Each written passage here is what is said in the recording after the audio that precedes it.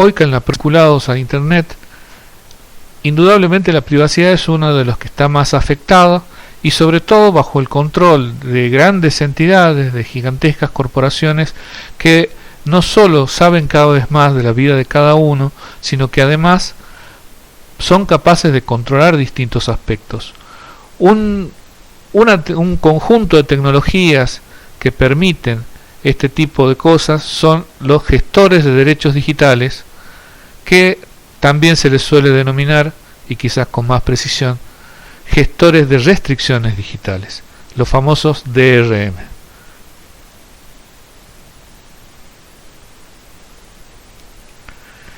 Bueno, ¿de dónde surgen estos gestores de derechos o de restricciones digitales? A partir del cambio tecnológico y de la posibilidad de que determinadas obras sean fáciles de copiar y por lo tanto no tengan, como ocurría antaño, un gran costo de producir réplicas de una determinada obra, es evidente de que esa posibilidad ha llevado a que el ejercicio de las restricciones que el autor pudiera querer disponer de su obra sea cada vez más difícil. El derecho de autor indudablemente implica de que el autor de una obra, incluyendo dentro de eso el software, la música, obras literarias, etcétera, el autor de una obra es quien puede decidir en qué condiciones otra persona hace uso de ella. Pero con la aparición de las posibilidades de copia digital, por su bajo costo, de hecho el costo en sí de aquello en lo que se transmite ha bajado realmente de una manera notable. Bueno, ¿cómo se hace ahora entonces para evitar de que haya una copia sin autorización por parte del dueño de los derechos? ¿Cómo se hace para asegurar que una obra determinada solo la lean, la vean o la escuchen aquellos que han adquirido los derechos? Para eso surgen una serie de tecnologías para controlar el acceso. Es decir, lo que van a buscar a través de estos medios es restringir quién copia, quién reproduce, ya sea películas, libros, imágenes u otras expresiones multimedia. Para eso, estos gestores de restricciones ofrecen una serie de funciones. Esto que está acá es una arquitectura general de las funciones que tiene un gestor de este tipo. Por un lado, tiene que ofrecer funciones en cuanto a la creación de contenidos, es decir, qué contenido se va a poder vigilar con estas tecnologías. Bueno, para eso se requiere primero que se validen que los derechos correspondientes sean propios del titular de quien está utilizando este tipo de sistema. Por otro lado, bueno, hay un flujo de trabajo de derecho, lo que se refiere a que se tienen que cumplir determinados pasos para verificar, para establecer que tal persona o tal entidad, tal corporación es la propietaria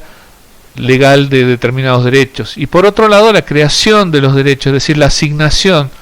de un conjunto de derechos a un determinado contenido en favor de una determinada entidad.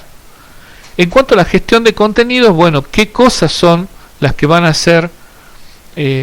controladas bajo este tipo de sistemas? Para eso hace falta, por un lado, manejar listas donde conste todas estas obras que están bajo control, y dentro de eso, bueno, no está solo el contenido en sí, sino aquella información que permita gestionarla, es decir, que posibilite determinar de quién es, qué características tiene, etcétera, aspectos que se pondrán en juego en la que es el control de estos derechos o restricciones digitales. Y también lo que sea en cuanto a la comercialización, es decir, si es que alguien paga una determinada licencia para uso que implica ciertas condiciones de uso, esa información también hay que gestionarla, es decir, saber quién tiene los derechos y en qué condiciones y para hacer qué cosas con esos contenidos. Y finalmente, bueno, en concreto, gestionar, es decir, administrar los permisos que puedan tener los usuarios para realizar determinada actividad con los contenidos de lo que se esté tratando, y hacer un seguimiento a su vez de estos contenidos y del uso que se hace o se intente hacer de lo que está intentando proteger estos sistemas. En principio lo que buscan estos DRM es que el que tiene los derechos sea capaz de decidir quién accede a una obra, cuándo accede a esa obra, bajo qué condiciones, y a su vez debe informar al propietario de los derechos cuando se hace uso de una de estas obras a las que estamos refiriendo. Para ello, los sistemas DRM van a autorizar o denegar el acceso, son inapelables, es decir, cuando el sistema impide que alguien haga uso, vea una película, lea un determinado texto, no tiene posibilidad de ir a un juzgado, pedir una cautelar para que lo libre, porque eso, en lo que hace a la tecnología en sí, está previsto de que si es que la tecnología ha evaluado que no se tienen los derechos para una determinada tarea, directamente la impide. Por otro lado, el proveedor puede cambiar por sí solo las condiciones, es decir, el propio gestor de estos materiales que uno está utilizando, el que los vende, los comercializa, podría decidir de que a partir de cierto momento las condiciones son distintas. Por ejemplo, de que usted no lo puede usar más en un determinado país.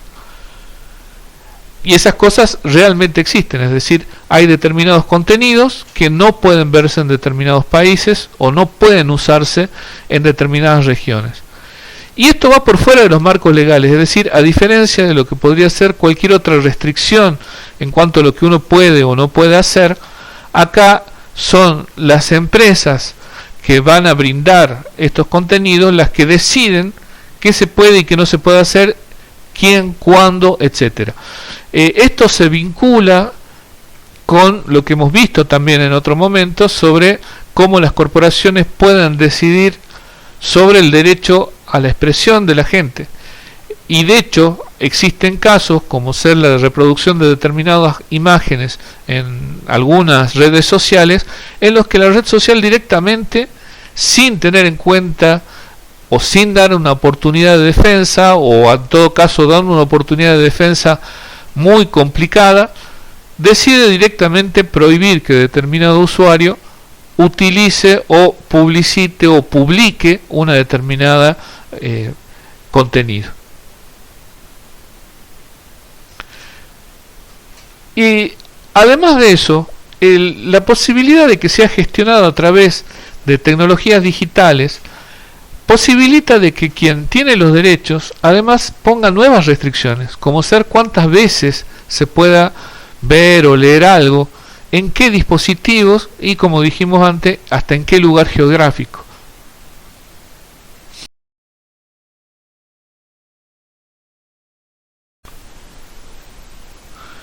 Los gestores de derechos digitales o gestores de restricciones digitales tienen una fuerte vinculación con una ley de los Estados Unidos, de ahí que aparece acá una imagen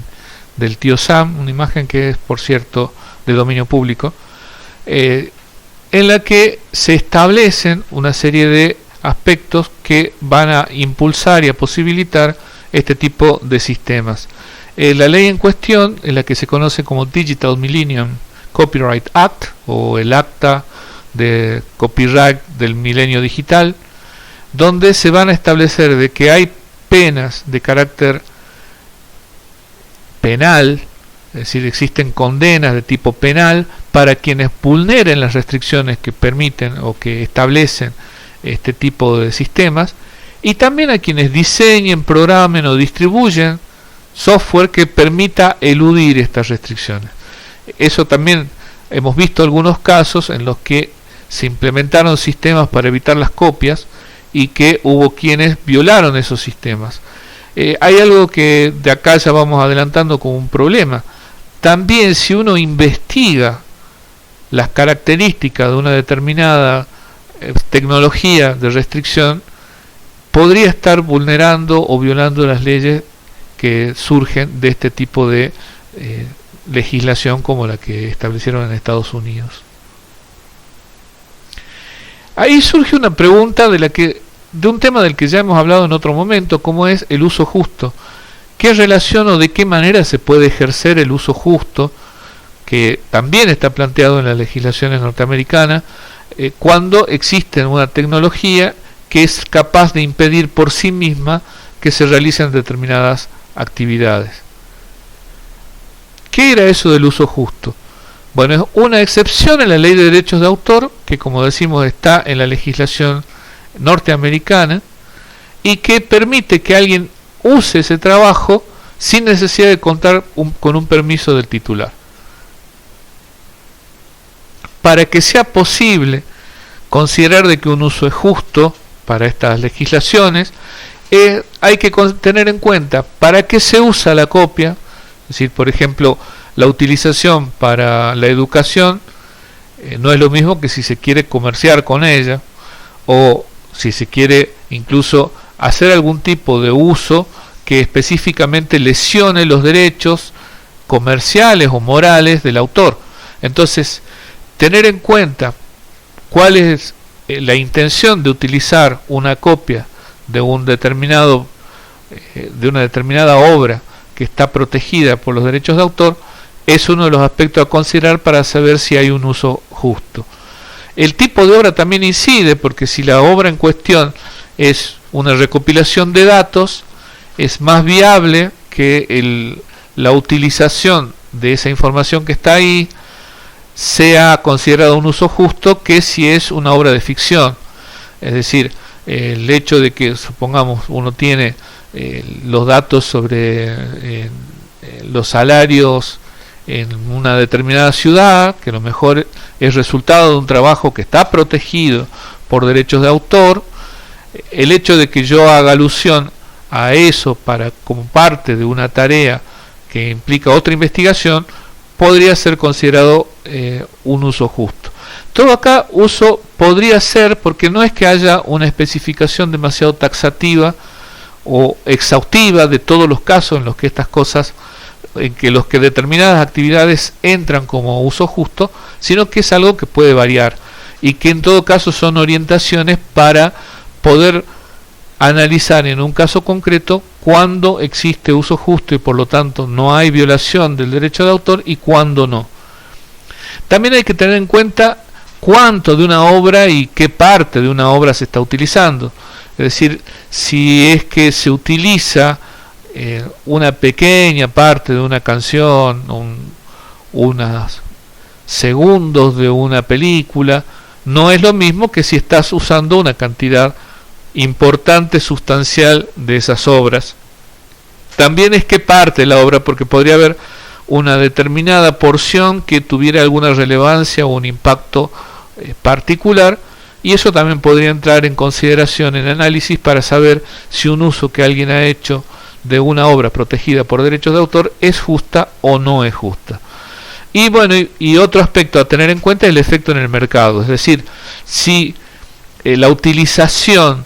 de una obra protegida por derechos de autor termina de algún modo perjudicando el negocio de quien tiene la titularidad de los derechos, bueno, eso sería algo contrario a la idea de un uso justo. Esto, como dijimos al comienzo, es parte de una legislación de los Estados Unidos. En la Argentina no existe como tal, aunque hay algunos aspectos que sí pueden considerar dentro de la legislación que tenemos aquí. El tema de fondo y a lo que vamos a apuntar en esta charla es que este tipo de sistemas afectan derechos, es decir, surgen supuestamente para proteger un derecho que es el derecho de autor, el poder habilitar o facilitar de que se protejan en el ámbito digital los derechos de el autor de una obra o quien ostenta los derechos de una determinada obra. Sin embargo, las características de estos DRM van a terminar siendo perjudiciales para otros derechos. Por ejemplo, en cuanto al acceso a la cultura. los DRM permiten que alguien, un tercero, sepa qué es lo que el usuario está viendo, leyendo, escuchando, en definitiva, invadiendo los aspectos personales y privados de cada uno. Si ustedes tienen un servicio de video, por ejemplo, que hoy por hoy hay muchos que son muy comunes, bueno, incluso para recomendarte qué ver, esos sistemas llevan un registro de qué es lo que vos estás viendo. Por otro lado, también incluyen tecnologías para evitar de que quien no tenga esos derechos los pueda acceder a esos videos o esas obras que están intentando proteger. Ahora, no solo puede hacer un seguimiento de lo que uno lee, ve y escucha, sino que puede directamente impedir que uno lea o vea o escuche determinada cosa. Esto, recordando un poco lo que decía el artículo 15 del Pacto Internacional de Derechos Económicos, Sociales y Culturales, parece que está en choque con esta posibilidad, esta potestad que da a los titulares de los derechos de algunas obras sobre esas obras y sobre la posibilidad de que alguien acceda a ellas. Ahí en ese pacto decía que entre las medidas que los estados parte tienen que adoptar para posibilitar el ejercicio del derecho al acceso a la cultura